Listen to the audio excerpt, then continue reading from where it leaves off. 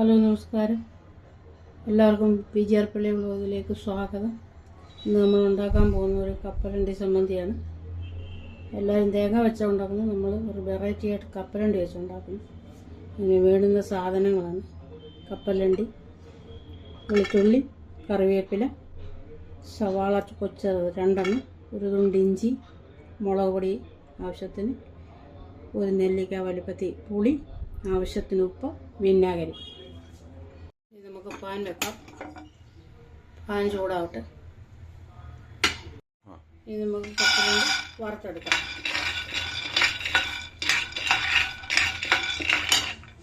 ഇതൊരു 3-4 മിനിറ്റ് ഒന്ന് വറുത്തെടുക്കണം. ചെറിയൊരു ബ്രൗൺ കളർ അതിൻ്റെ തൊലിയൊക്കെ വരുമ്പോൾ നമുക്ക് നിർത്താം.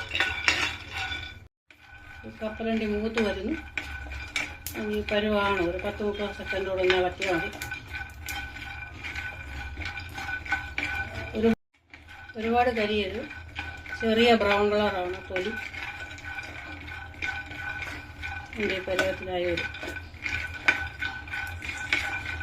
ഇനി നമുക്കിത് ആറാൻ വെക്കാം. ആറിയിട്ട് നല്ലപോലെ അതിനകത്ത് ഇതിൻ്റെ തൊലി കളഞ്ഞിട്ട് പൊടിച്ചെടുത്തുകൊണ്ട് വരാം. എണ്ണ കാണിക്കാൻ മറന്നുപോയി. കുറച്ച് എണ്ണ മതി. വെളുത്തുള്ളി മൂക്കാനും വേണ്ടി ഒരു 2-3 സ്പൂൺ എണ്ണ. അത് നമുക്ക് വെളുത്തുള്ളി അങ്ങോട്ടിടാം. വെളുത്തുള്ളി ഇട്ട് സവാള, കൊച്ചുള്ളി എന്തായാലും മതി ഇടുക. ഇഞ്ചിയുടെ തുണ്ട് ഇട്ട് അത് ചെറിയ ബ്രൗൺ കളർ ആവുന്ന വരെ മൂപ്പിച്ചെടുക്കണം. വെളുത്തുള്ളി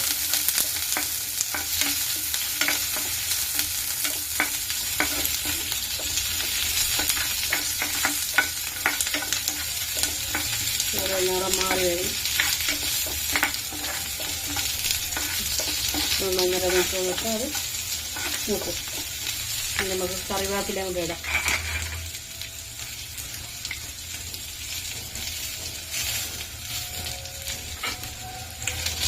വെളുത്തുള്ളി നല്ലപോലെ വേണം ഇതിന്.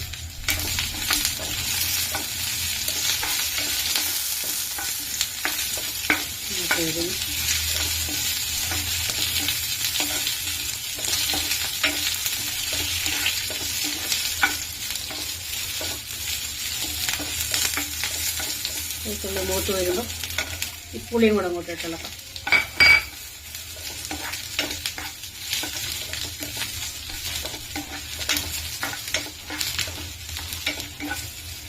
വെളുത്തുള്ളി ഈ നിറമാവണം. ചെറിയ ബ്രൗൺ കളറാവണം.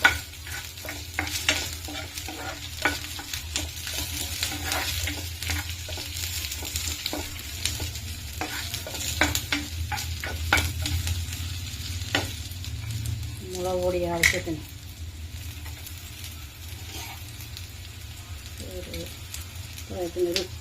1-1.5 സ്പൂൺ മുളക് പൊടി ഇടുക.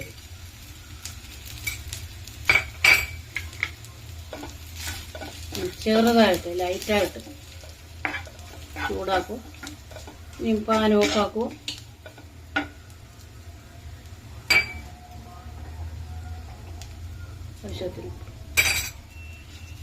ആവശ്യത്തിനിട്ട് ഇനി നമുക്ക് പൊടിച്ചെടുക്കാം. ഇതുപോലെ നേരിടുക. എൻ്റെ തൊലി പെട്ടെന്ന് ഒരു മിനിറ്റ് 2 മിനിറ്റ് കൊണ്ട് തൊലിയെല്ലാം ഊരിക്കും. എന്നിട്ട് നമ്മളിത് പാറ്റി എടുക്കുക. ഇത് മുളക് പൊടിച്ച ജാറ് ഈ കപ്പലണ്ടി ഇതിനകത്തോട്ടിട്ട് നമുക്കൊന്ന് പൊടിച്ചെടുത്തുകൊണ്ട് വരാം. ഏതാണ്ട് ഇതേ രീതിയിൽ ഇതുപോലെ ചെറിയ തരിയായിട്ട് ഇങ്ങനെ പൊടിച്ചെടുക്കണം. ഇനി നമ്മൾ മുളകും വെളുത്തുള്ളിയൊന്നും ഇട്ടിട്ടില്ല, വറുത്ത് വെച്ചിരിക്കുന്നത് നമുക്കിതിലോട്ട് ചേർക്കാം. അതിലോട്ട് കപ്പലണ്ടിയിലോട്ട്. കപ്പലണ്ടി ആദ്യം പൊടിച്ചെടുത്തില്ല, ഇതിൻ്റെ നനവ് കൊണ്ട് പൊടിയത്തില്ല. അപ്പോൾ ആദ്യം കപ്പലണ്ടി പൊടിച്ചെടുക്കുക. അതുകൊണ്ട് ഇതേ രീതിയിൽ പൊടിഞ്ഞ് കിട്ടും. നമുക്ക് ഉള്ളിയും പുളിയും ഉപ്പും മുളകും എല്ലാം കൂടെ ഇതേ രീതിയിൽ പൊടിഞ്ഞ് കിട്ടും. ഇനി ഇത് കേടാവാതിരിക്കാൻ നമുക്ക് ഒരു 2 സ്പൂണ് വിനാഗിരി കൂടെ ചേർക്കാം. വിനാഗിരി ഒത്തിരി ചേർക്കരുത്, ഇതങ്ങ് നനഞ്ഞ് വല്ലാതായിപ്പോയി. ഇത്രയും മതി. ഒന്നോടൊന്ന് കറക്കി കൊണ്ടുവരാം. ശരിക്കും ഒരു മഹാരാഷ്ട്രീയൻ ഡിഷാണ്. പിള്ളേരൊക്കെ കൊച്ചിലെ സ്കൂളിൽ പോകുമ്പോൾ ഞാൻ ഇത് തന്നെയായിരുന്നു ഉണ്ടാക്കുന്നത്. 2-3 മാസം ഫ്രിഡ്ജിലും ഇരിക്കും, കേടാവത്തില്ല. നമ്മൾ എടുത്തിട്ട് അഥവാ മറന്നു പോയി വെളി 2-3 ദിവസം വെച്ചാലും കേടാവത്തില്ല. അത് കഴിഞ്ഞിട്ട് എടുത്ത് വെളിയിൽ വെച്ചാലും മതി, യാതൊരു കുഴപ്പവും പറ്റില്ല. നമ്മുടെ തേങ്ങാ ചട്നി പോലുള്ള സമ്മന്തിപ്പൊടി, കപ്പലണ്ടി സമ്മന്തിപ്പൊടി തയ്യാർ.